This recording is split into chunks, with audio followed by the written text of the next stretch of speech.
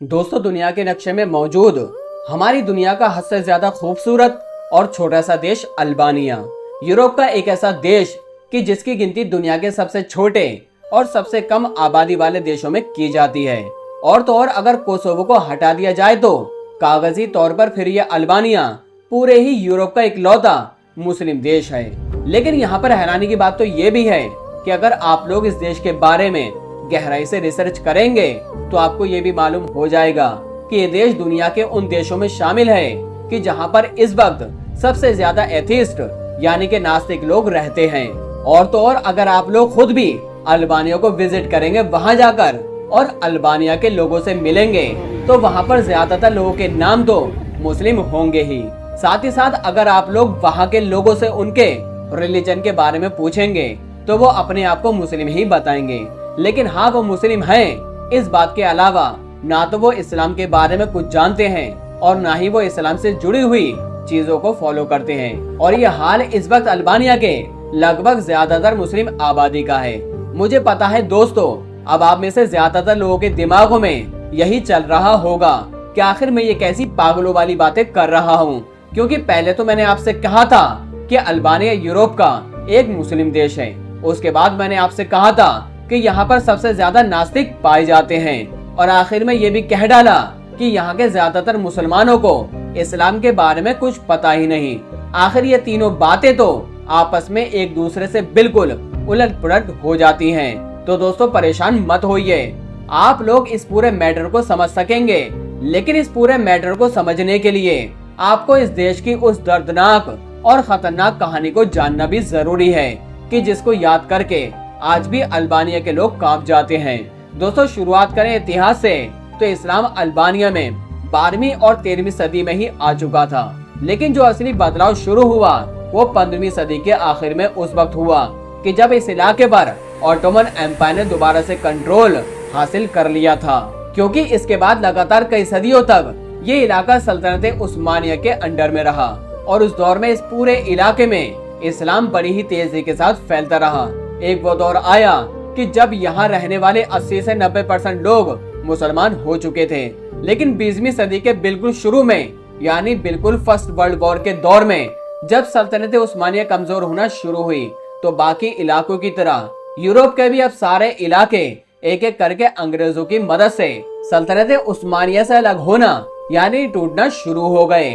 उस दौर में एक एक करके यूरोप के ये जो सारे इलाके सल्तनत उस्मानिया से अलग हुए थे उनमें से एक अल्बानिया देश भी था कि जो 1912 में फाइनली सल्तनत उस्मानिया से अलग हुआ था। लेकिन खास बात तो ये थी कि बाकी जितने भी इलाके सल्तनत उस्मानिया से एक एक करके अलग हुए थे, अब वो चाहे ग्रीस हो, बुल्गारिया हो या इस तरह के सारे देश, तो इन देशों में जितने भी मुसलमान रहते थे उन्होंने जब ऐसे हालात देखे तो उनमें ज्यादातर लोग फौरन तुर्की की तरफ चले गए। यानी तुर्की में ही उन्होंने पनाह ली क्योंकि उनको अपना फ्यूचर सिक्योर नहीं लग रहा था। लेकिन अल्बानिया एक ऐसा देश था कि जब सल्तनत उस्मानिया से अलग हो जाने के बाद भी इसके ज्यादातर मुस्लिम देश तुर्की जाने के बजाय खुद अल्बानिया में ही रहते रहे।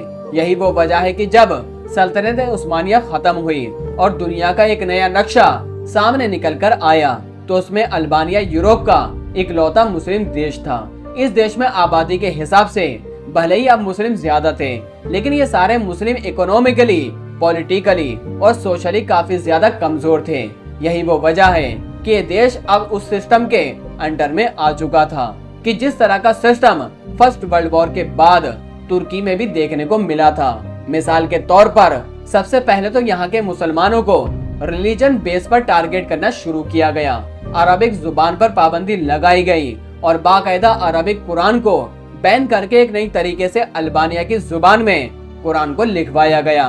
हिजाब पहनने पर, एक से ज्यादा शादी करने पर या फिर इस तरह की और भी चीजों पर पाबंदी लगाई गई और साथ ही साथ मस्जिदों में नमाज पढ़ने को भी काफी लिमिटेड कर दिया गया। यहाँ के मुसलमानों के लिए ये सब कुछ कम था क्योंकि असली खेल तो साल 1944 और 45 के दौर में शुरू होने वाला था जब अल्बानिया की पॉलिटिक्स पर पूरे तरीके से कम्युनिस्ट लोगों का कब्जा हो चुका था और इस देश की कमान आई एक ऐसे नास्तिक इंसान के हाथों में कि जिसको एनवर हुक्सा के नाम से जाना जाता था। ये ऐसा नास्तिक डिक्टेटर था कि जिसका ये मानना था कि रिलीजन यानी कि ये जो धर्म वगैरह होते हैं ये एक जहर की तरह हैं और जब तक इन चीजों को खत्म नहीं किया जाएगा तब तक देश का विकास हो नहीं सकता। बस इसी इरादे के साथ अब इसने अल्बानिया देश के सारे ही धर्मों और मजहबों के खिलाफ, अब वो चाहे ईसाइयत हो या फिर इस्लाम हो, एक क्रैकडाउन करना शुरू कर दिया गया। सबसे पहले तो इस डिक्टेटर ने उस ईसाई पादरी वगैरह के खिलाफ मिलिट्री ट्रायल शुरू किया कि जिन्होंने शुरुआती दौर में ही इसकी हुकूमत का विरोध किया था और उनमें से कुछ तो बगैर मिलिट्री ट्रायल वगैरह का ही मौत की सजा दे दी गई थी। एनवर हुक्सा ने अब पूरे ही अल्बानिया में अपनी कम्युनिस्ट आइडियोलॉजी को तेजी के साथ फैलाने के लिए अब नए तरीके से फैलाना भी शुरू कर दिए। उसने अपने दौर में अब बहुत सारी प्रोपेगेंडा मूवी वगैरह रिलीज करवाना शुरू कर दी कि जिसमें ईसाई पादरियों को या फिर मुस्लिम स्कॉलर वगैरह को एक विलेन के तौर पर या फिर देशद्रोही के तौर पर दिखाया जाता था, ताकि अल्बानिया के जो आम लोग थे वो इन सभी लोगों से, उनके धर्मों और मजहबों से नफरत करने लगे। एनवर हुक्सा अब अपने मकसद में कामयाब होने भी लगा था क्योंकि इन सारी चीजों का अब असर दिखने भी लगा था।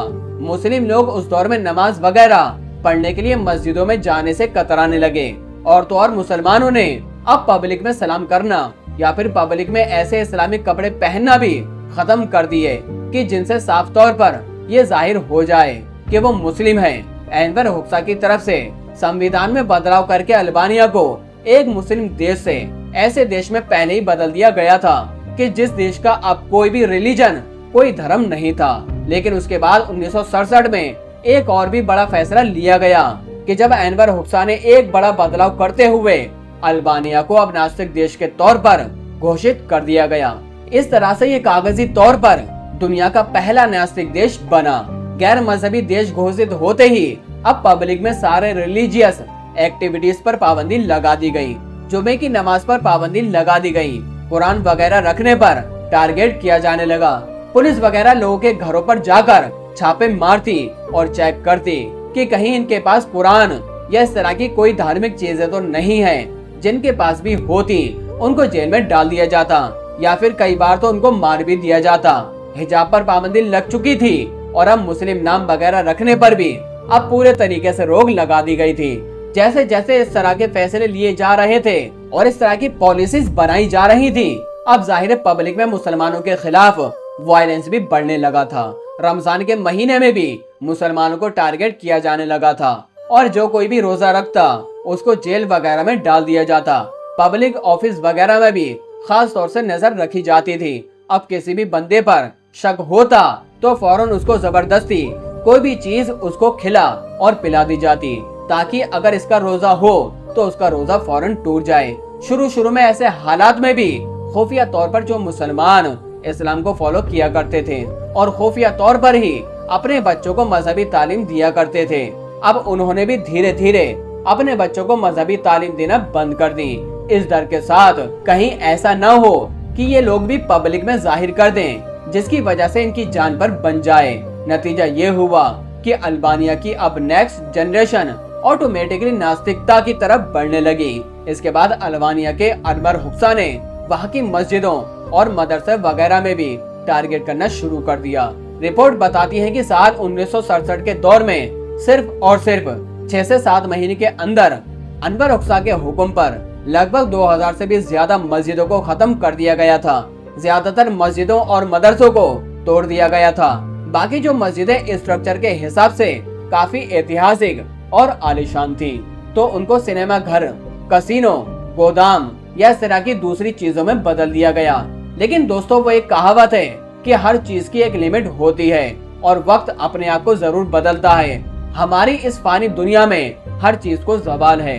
साल 1985 में व्हील चेयर पर मौजूद एक लंबी बीमारी झेलने के बाद एनवर हुक्सा की मौत हो गई। साथ ही साथ उस दौर में पूरी दुनिया के अंदर इस कम्युनिस्ट आइडियोलॉजी का जो गॉडफादर हुआ करता था यानी यूएसएसआर, कि जिसको हम सोवियत संघ के नाम से भी जानते हैं, वो अब अमेरिका के मुकाबले में काफी कमजोर पड़ गया था, जिसकी वजह से अब अल्बानिया में भी कम्युनिस्ट आइडियोलॉजी और उसकी पार्टी वगैरह सब दम तोड़ने लगी थी। नतीजा ये हुआ कि 1992 में यूएसएसआर के खत्म होने से और डूबने से पहले ही 1990 में अल्बानिया के लोगों ने कम्युनिस्ट को अपने यहाँ से निकालकर फेंक दिया। दोस्तों, इस देश में जब नया सिस्टम लागू हुआ तो फाइनली रिलीजियस यानी कि मजहबी लोगों को चैन की सांस मिली। मुसलमान हो चाहे बाकी धर्म के लोगों के ऊपर लगाई गई उन सारी पाबंदियों को हटाया गया। जितनी भी मस्जिदें एक लंबे वक्त से बंद पड़ी हुई थी, उन सबको दोबारा से खोला गया। और वो पहली मस्जिद थी कि जिसमें 1967 के बाद पहली बार अजान दी गई थी। दोस्तों, अब ध्यान देने वाली बात तो ये है कि 1990 के बाद यहाँ के मुसलमानों को आजादी तो मिल गई थी, लेकिन अब हालात बिल्कुल भी वैसे नहीं थे कि जैसे किसी दौर में हुआ करते थे, क्योंकि इनकी ये जो नई जनरेशन थी ये इस्लाम से पूरे तरीके से दूर हो चुकी थी। उनको ना तो कुरान पढ़ना आता था और ना ही इस्लाम से जुड़ी हुई बाकी चीजों के बारे में बेसिक नॉलेज थी। और यही वो वजह है कि हमारी इस दुनिया के अलग अलग देशों के बहुत सारे ऑर्गेनाइजेशन ने, बहुत सारी संस्थाओं ने यहाँ पर आना जाना शुरू किया और इन लोगों पर काम करना शुरू किया। यहाँ पर बहुत सारे मदरसे खोले गए।